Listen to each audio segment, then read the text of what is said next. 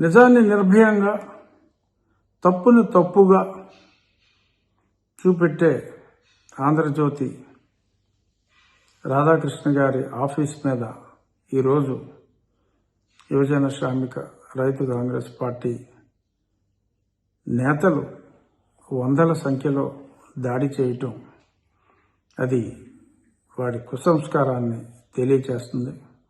రాజధాని విషయంలో మరి ఒక పక్క రాష్ట్ర ప్రజలందరూ ఆనందోత్సవాలు జరుపుకుంటున్న ఈ సమయంలో మావిగన్నని ఇలా ఏదో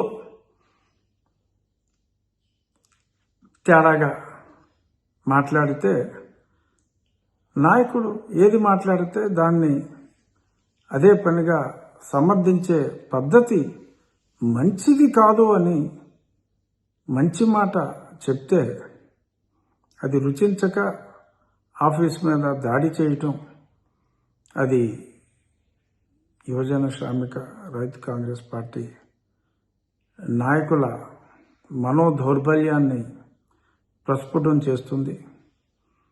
రాజకీయాల్లో ఆర్ ప్రజాస్వామ్యంలో నిరసన అభ్యంతరం ఉంటే తెలియజేసే పద్ధతి ఇది కాదు అని చెప్పి మరి రాజకీయ నాయకులందరికీ తెలియచేస్తూ ఈ దాడిని ఖండిస్తూ నా తీవ్ర నిరసన వ్యక్తం చేస్తున్నా. దయచేసి ఇటువంటి చర్యలు ఎవరూ కూడా చేయకూడదని చెప్పి మనస్ఫూర్తిగా కోరుకుంటున్నాను.